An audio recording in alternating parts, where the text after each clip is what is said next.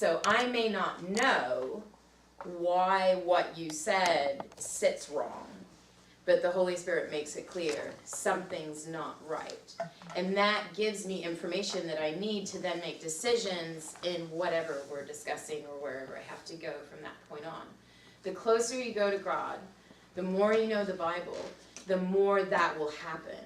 You will just have, there's a verse that says, he will, I think it's stand behind you or stand beside you and tell you go to the right or go to the left. He gives you direct guidance. And the reason it takes time to get there is because it's a risk. The first few times God gives you advice and you're like, I don't want to do that, because it feels scary. When you take that jump and you're like, okay, God, you said it, so I'm going to do it, but I've got to tell you I'm not comfortable with this. When you take that jump, you take that risk, that's the only way he can prove to you that what he's saying is true. As long as you step back and you're like, this is too scary and I can't do this and I'm not sure, you're stuck. There's nowhere for him to show you that his way works unless you give his way a shot. And unless you're willing to take those first few steps, those first few risks, and let him show you the benefit from them, you're going to stay where you are now. So if you're sitting here thinking, well, this all sounds great, but I don't have a clue what to do when I leave here today, I'm going to give you some verses this morning that hopefully will help. You are welcome to contact me outside of retreat. I have email, I have phone, I'm usually at church. And you can say, what does the Bible say about this issue? And if I don't know off the top of my head, I'll get some verses to you. The Bible gives us the guidance that we need. And when we use it, we're talking to him directly, and we take those steps and those risks out, you're going to find out that it's profitable. You're going to find out that your life gets easier. And by easier, I mean easier to deal with, easier to cope with, more comforting. The last thing, and I'm going to do this one very briefly because it's pretty straightforward. The last thing that tends to stand between us and God is our pride, just pure and simple. We don't like to be told what to do. Right? Don't like to be told what to do, especially if we don't trust the source.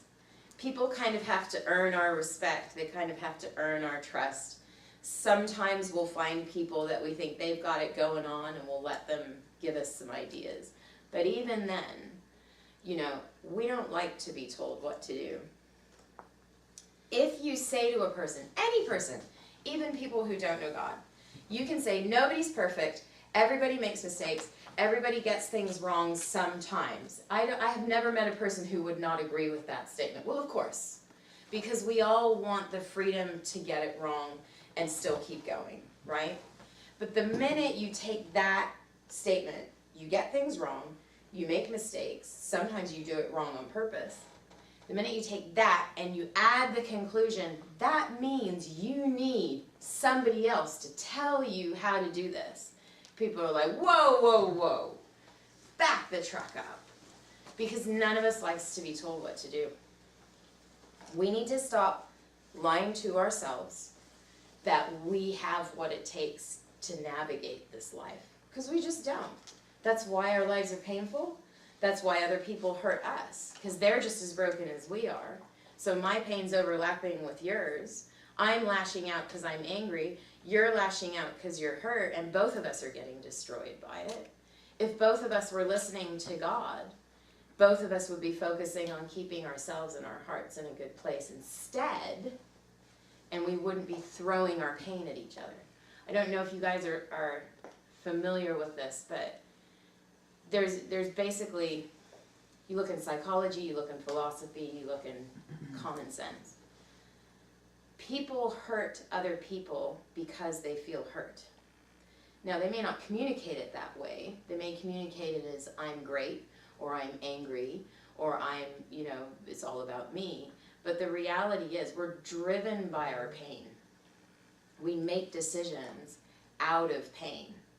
Pain drives us through fear, it drives us through a desire to avoid further pain, and it drives us through distrust, because we learn patterns of behavior in other people, and when we see them come, we're like, nope, I'm not letting that in. And so we start to resist each other, and we start to push each other away. Again, there's no expert in the world who won't align with that and say, yep, people hurt each other because they feel hurt. Fear drives a lot.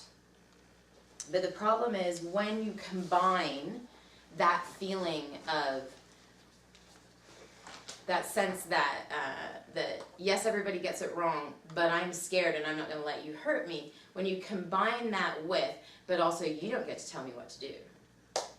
You have this endless cycle of I get hurt, I unleash that pain on somebody else. Even if I regret it, I'm not going to let you tell me how to do it differently. Because if I'm going to tell you how to do it, if I'm going to let you tell me how to do it differently, I have to take a risk on you and I don't trust you. So we're going to just keep going in this circle, and then your circle's going to go as well. Can you see how that just spirals? It spirals in families, it spirals in relationships and in friendships, it spirals in churches. We are not immune to this. But the thing is, we're not talking about a person. If you were to say to me, I'm not giving control of my life to my husband, or I'm not giving control of my life to our president, or whatever, I say, okay, fine. People are fallible.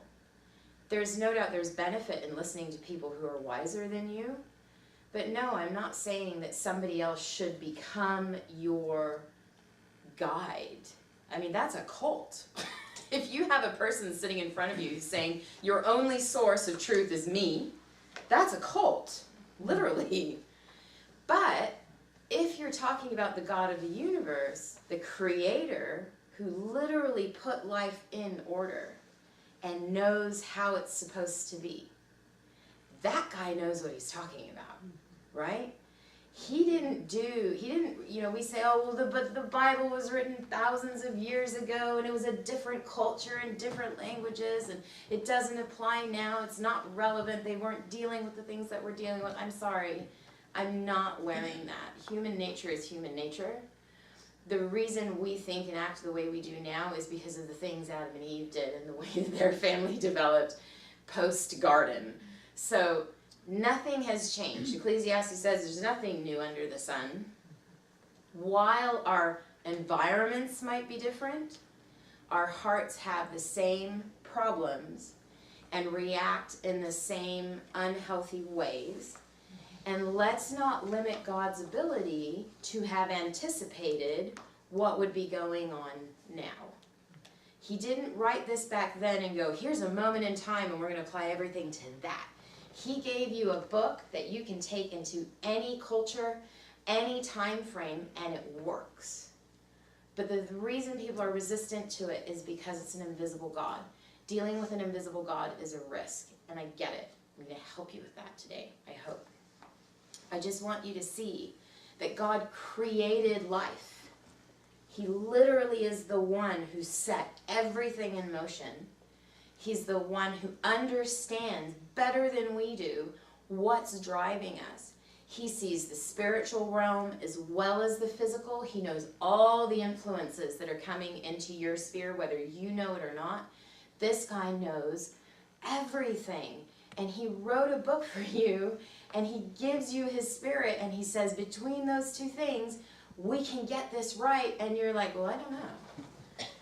You have to let go of this idea that nobody can tell me what to do. God absolutely not only has the right to tell you what to do, it is foolish not to listen to him, because he knows better than any human being you will ever come in contact with. He knows everything better than they do. Even the greatest experts in the world, the sum of their wisdom is a bleh compared to what God knows. You cannot go wrong listening to him. But I acknowledge, because God's invisible, that can be challenging. How do I know when I'm seeing him? How do I know when I'm hearing him? How do I know what to do?